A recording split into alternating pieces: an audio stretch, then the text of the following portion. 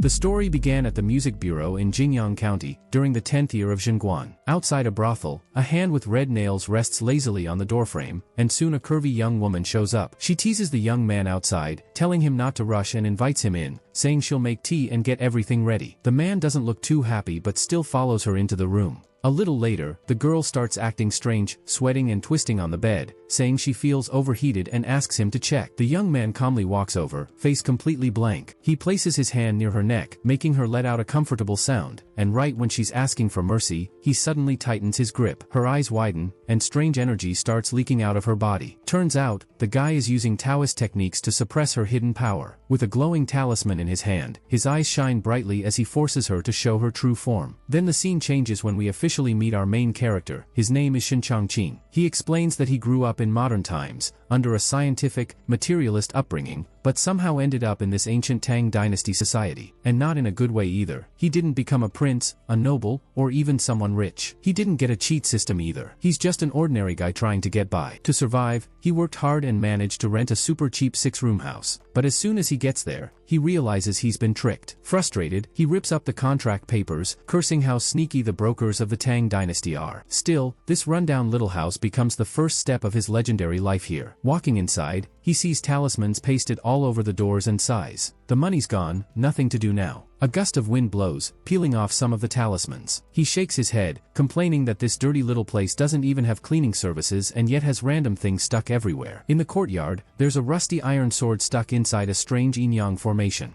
Looking up, he notices cobwebs hanging from the ceiling, tangled with even more talismans. He stares at the sword and thinks to himself, no matter how smart he thought he was coming from modern times, dealing with these ancient tricks still leaves him feeling one step behind. With a sigh, he pulls out a cigarette, lights it, and takes a puff to calm down. As the smoke drifts upward, something surprising happens. The dead tree nearby suddenly sprouts fresh green buds. Then a sudden glint catches his eye. Curious, he walks over and sees what looks like an old sword. Thinking it's just scrap metal left lying around, he picks it up for a closer look. But the moment he touches it, the hilt snaps right off. Shinchangqing freezes, staring at the broken piece in his hand, muttering that now it's useless. He was hoping to at least use it for cutting grass or tilling the soil. Just then, a voice suddenly calls out from inside the house, making Shinchangqing jump in surprise. Someone inside is calling for help. He quickly tosses away his cigarette and frowns, thinking, wait a minute, didn't the broker say this place has been empty for ages? So why is someone here? Annoyed, he storms toward the room, shouting for whoever's inside to come out. But as he steps on the 8 trigrams formation, his footprint lights up in golden glow. He pushes the door open angrily, claiming that this is his house now and no one else should be inside. The moment the door opens, what he sees leaves him stunned. First, a pair of huge jade rabbits, then a young woman appears. She's beautiful, seductive, and keeps calling him young master in a sweet, soft voice. Shinchangqing's face turns red as he mutters to himself that he might have just fallen in love. But when the girl suddenly throws herself at him, he dodges out of the way, making her crash onto the floor. Instead of helping her up, he tries to act tough, saying she can't just touch him whenever she feels like it. The girl doesn't give up though. She grabs his belt and clings onto him, teasing that people in the Tang dynasty should learn to work hard instead of being lazy. She even presses against his back, whispering that she always relies on her own 2 hands to make a living. At this point, Shinchangqing feels an unexpected pressure on his waist and freaks out. Panicking, he cries out, calling her a female pervert and quickly backs away, hugging himself for protection. Flustered, he insists she's definitely up to something, but he has no proof. Before he can calm down, the girl's body suddenly starts glowing with a strange aura. But Shinchangqing doesn't notice at all. Instead, he just keeps lecturing her, telling her it's late, she should go home, and that hanging around abandoned houses is dangerous because she might get stuck inside with no one to help. He even peels a talisman off the wall and warns her, saying he's heard rumors that this place might be haunted. The girl quietly asks if he's afraid of ghosts. Shinchangqing bursts out laughing and brags that he's a chosen time traveler, someone blessed by fate, immune to ghosts and spirits. Right at that moment, the painting on the wall comes alive. The celestial general's eyes move, glaring straight at him. Behind him,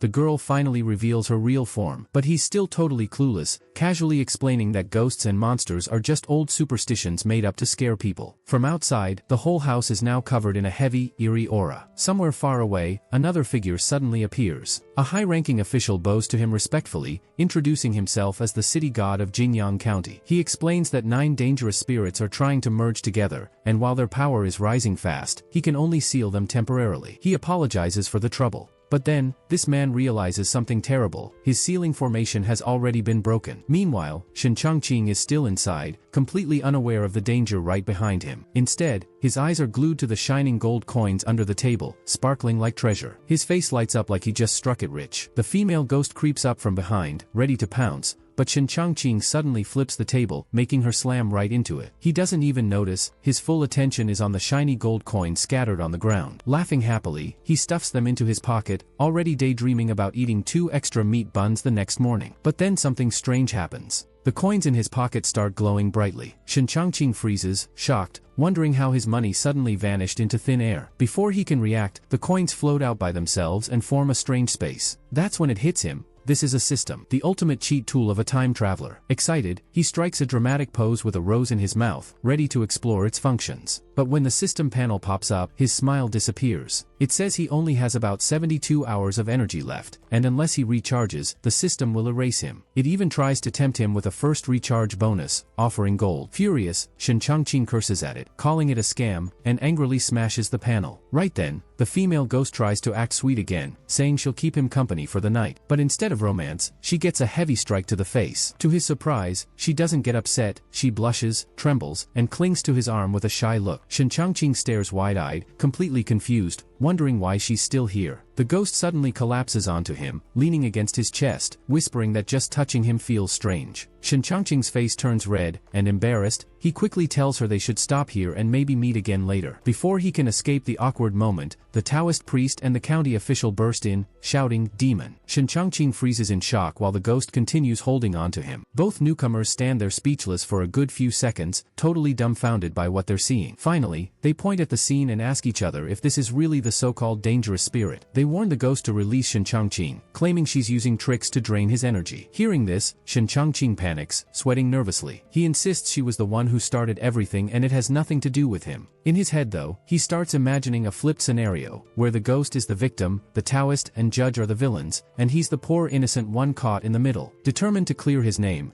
Shen Changqing pushes the ghost away and tells them not to scold him unfairly. Looking frustrated, he lights a cigarette to calm down and mutters that he thought she was just some lost girl or someone who took the wrong turn. Turns out she's actually a runaway spirit trying to swindle his money. Outwardly he acts confident, but deep inside he's crying, because truthfully, he doesn't even have money to be scammed. Whatever little he had has already been eaten up by the system. The Taoist priest and the martial judge exchange suspicious looks after watching Shen Changqing. They whisper to themselves, how could this ordinary mortal push back that powerful ghost aura so easily, when even their formations failed? The martial judge steps forward, puffing himself up, and scolds Shen Changqing for being disrespectful to him, the mighty city god. But Shen Changqing doesn't buy it. Annoyed, he literally kicks the 2 strange men out of his house. He mocks their flashy clothes, calling them scammers, and even brags that if they're claiming to be the city god, then he's the Jade Emperor himself. To make things worse, he tosses the female ghost at them too and slams the door shut, shouting for everyone to leave him alone. Outside, the 2 men and the ghost stare at each other in shock. They suddenly realize that since stepping into his courtyard, none of their powers have been working. They start wondering if Shen Changqing is actually some hidden immortal. The martial judge looks down at the ghost and notices her aura has grown even darker. Nervously, he asks the Taoist how to deal with her. The Taoist priest panics and immediately runs away, saying he needs to get help from his master. The martial judge yells after him, begging not to be left alone, but it's too late. When he turns back, the ghost has transformed into an old, terrifying-looking woman. His frightened scream echoes through the night. Meanwhile, outside Shen Changqing's courtyard, a group of wandering souls appears. They sniff the air hungrily, talking about how intoxicating his scent is and how badly they want to consume it. They're convinced that his body belongs to them. From the mist, a delicate white foot steps forward, followed by a soft, furry tail. Soon, an incredibly beautiful young woman appears. With her perfect figure and dreamy eyes, she smirks seductively, saying it's no wonder demons from miles away are drawn here. She explains that even ordinary spirits could ascend instantly if they consumed his essence, and if she herself absorbed it, she could probably reach immortality on the spot. She pushes open the courtyard door, the wooden creak echoing sharply. The sound makes Shen Changqing clutch his head in pain, grinding his teeth. Finally, he bursts out of the door, furious, shouting at the top of his lungs that people should have some decency. It's the middle of the night and he just wants to rest. The moment he shouts, golden light suddenly radiates from his body, blasting away the fox spirit and the wandering souls. The fox spirit is thrown back into her original form and faints outside the courtyard. Later, at Ziku Mansion, the fox spirit slowly wakes up, realizing she was unconscious for hours. As she's still confused, shadows gather around her, forming into a vengeful female demon surrounded by thick, eerie energy. The demon condenses a ball of dark power in her palm, glaring with soulless eyes. The little fox spirit is so terrified her tail stands straight up. She cries out for help, trembling on the ground, unable to even stand properly. She realizes her magical powers are gone and curses, saying that golden light from last night really messed her up. The little fox spirit stares in horror as the demon approaches, its whole body wrapped in twisted faces made of dark energy. She panics, thinking her end has come. Just then, Shen Changqing casually opens his door and steps out, stretching. He greets the day cheerfully, even though it's still pitch black outside, and yawns, wondering if he woke up too early. Seeing him, the fox spirit immediately dashes toward him for help, only for Shen Changqing to unknowingly shut the door right in her face. She freezes on the spot, dumbfounded. Behind her, the demon creeps closer, whispering mockingly into her ear, calling her a lost little creature. The fox spirit is too scared to even reply. The demon laughs cruelly and declares it has caught a tasty snack. Terrified, the fox spirit screams in her heart that she's doomed, over and over again. But at that exact moment, Shen Changqing comes back out, golden light bursting from his body and scattering the dark energy all around. With a basket slung over his shoulder, he mutters to himself about having to head out early. He grumbles about the system draining both his money and his life, sighing at his bad luck. As he steps forward, his foot accidentally lands right on the fox spirit's tail. She yelps in pain and angrily protests, calling him the real mutt. Shen Changqing crouches down to take a closer look, scratching his head. He apologizes, asking whose dog spirit she is and why she's hanging around his doorstep. Then, with a mischievous grin, he reaches out to touch her fur. The fox spirit wants to shout that he's a shameless pervert, but stuck in animal form, she can't say a word. As his hand strokes her silky fur, she suddenly feels waves of spiritual energy pouring into her body. Shocked, she widens her eyes, wondering how his touch could carry such incredible power. The sensation is so comforting that she just gives in, lying down and letting him pet her while softly enjoying the warmth. Shen Changqing laughs to himself, amazed at how nice her fur feels. After a while, he notices something strange. He's no longer moving his hand, but the fox spirit is still squirming happily on her own. Proud of himself, he chuckles about his golden hand and how it really lives up to its name. Then, he stands up, heads toward the well, and waves goodbye. He tells the little fox that he's too poor to take her in, with no home, no shelter, and a system constantly demanding payment. He suggests she should go find herself a rich master instead. The little fox spirit faints from shock, then immediately jumps up to chase after Shen Changqing. She can't figure him out at all. Just last night, one roar from him scared off 100 ghosts, forced her to reveal her true form, and even stripped away all her powers. Now, even 9 vengeful spirits combined don't dare to show their faces around him. And that simple pat on her head earlier? It actually helped her break through a century of blocked cultivation. She's losing her mind over how outrageous this guy is. Meanwhile, Shen Changqing is rinsing his mouth. Without meaning to, he spits water all over her fluffy fur. He casually tells her to wake up, but the fox suddenly feels like she's bathing in divine spring water. Her eyes sparkle as she fans her tail and thanks nature's blessing. Shen Changqing glances at her while brushing his teeth, teasing, "You like me that much?" But before he can say more, a ghost suddenly appears right beside him, mouth wide open, ready to chomp down. The fox is so startled she nearly faints again. At that moment, the system panel pops up, showing Shen Changqing's remaining life ticking down, 62 hours. Then suddenly dropping to 48. A gold coin shoots out from the system, blasting through the ghost and making it vanish completely. The fox watches the coin zoom around like lightning, her eyes nearly falling out of her head in shock. But things aren't over yet. Shen Changqing suddenly feels a heavy force push him to the ground. His body goes weak, like all his strength has been drained. The system flashes again, 48 hours left, then plummets all the way down to just 14. He's left lying there with no energy at all. Seeing how bad things look, the little fox bites onto his clothes and drags him away from the well. The 9 vengeful spirits have already merged into one, their dark energy at its peak. She panics, thinking, they dared to ambush the immortal master?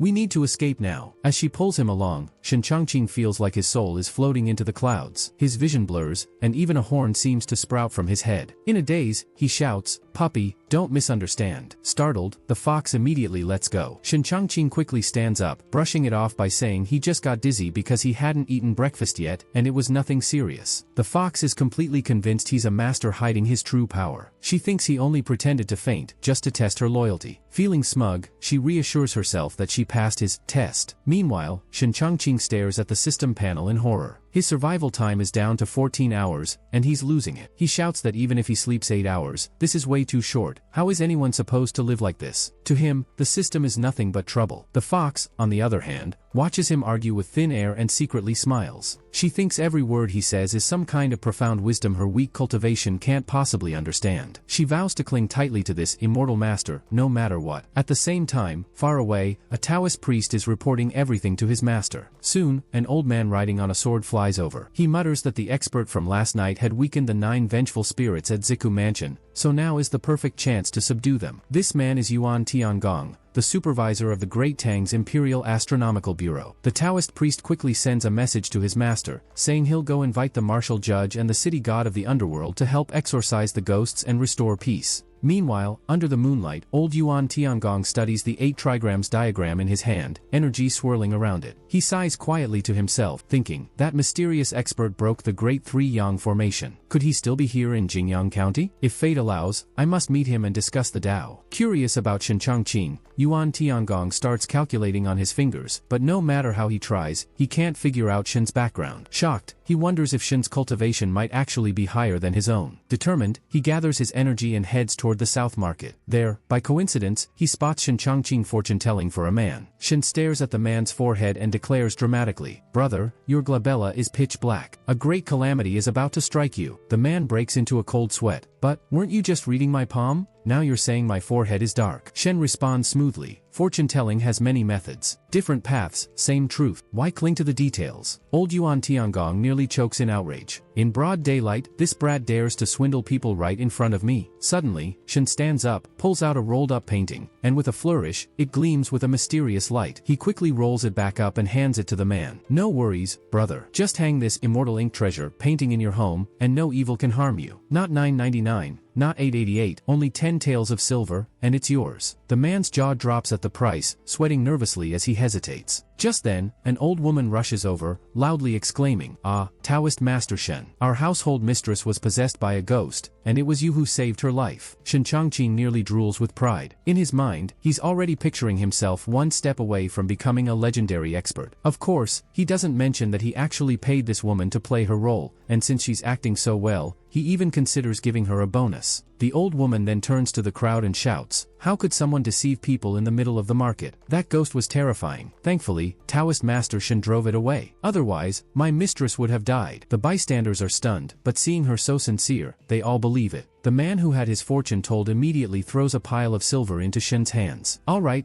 Taoist Master Shen, I'll buy the painting." Shen pockets the silver with a confident grin, acting like the deal was destined all along. But at that moment, Yuan Tiangong finally snaps. He shouts loudly, "Wait, which sect does this so-called immortal belong to? Do you have an official identity certificate issued by the authorities? Which Taoist temple do you practice at?" Shen pushes up his glasses, frowning, and thinks, what's this old guy's problem? Is he trying to pick a fight? Before he can say anything, Yuan Tiangong points straight at him and bellows, "You rotten brat. You're still young. Instead of studying properly, you're out here scamming people. Today, I'll make sure you don't get away with this." Shen Changqing slams his foot on the table and refuses to back down. "Humph, and who exactly are you, old man?" The young man and the old man immediately start barking at each other, neither willing to give an inch. Yuan Tiangong scolds, "You rotten brat, you clearly don't know a thing about the Tao. Selling calligraphy paintings as charms? What a sham." Shen jabs a finger back at him, smirking, says, "Who? Everyone's got their own methods. You say my painting doesn't work, where's your proof? Don't just flap your gums. Careful, or I'll sue you for slander." The crowd gasps, this kid even dares to argue evidence with Yuan Tiangong? Yuan Tiangong's face turns red with fury. He points to the old actress in the crowd and shouts, "She's clearly your accomplice. Do you really think you can fool me?" Shen doesn't even blink. Instead, he raises his middle finger and sneers, "Oh yeah? Yuan Tiangong my ass. If you're really Yuan Tiangong, then I'm Emperor Li Shimin himself. Shouldn't you be back at the palace playing with your abacus instead of picking fights with me?" Yuan Tiangong explodes, forming hand seals as golden light bursts from his palms. "How dare you take the sacred name so lightly? Heretic, watch as I crush you with my orthodox Taoist arts." Shen stiffens. Wait, this geezer actually knows magic? But before he can panic, Yuan Tiangong suddenly freezes in place, completely motionless. Huh? Shen blinks, then mischievously doodles on the old man's palm like a bored child. Yuan Tiangong glares at him in shock, his decades of cultivation, his power, gone like smoke. Shen instantly flips the tables, pointing at Yuan Tiangong with a smug grin. Look at him, everyone. Clearly this fraud just wanted to chase me out and keep all the business for himself. Shameless, shameless. The crowd, caught up in Shen's bravado, starts chanting, yes, yes. Taoist Master Shen, drive this pest away. Meanwhile Yuan Tiangong stares at his own palm, muttering in disbelief. Impossible, how could my power vanish? In all my life, this has never happened. Shen puffs out his chest, hands on his hips, declaring, if you want your household safe and peaceful, if you want to ward off evil, then come to me, Taoist Master Shen. Finally snapping, Yuan Tiangong lunges forward, ready to overturn Shen's fortune-telling table. Even if I can't use my powers, I won't let you scam people in broad daylight.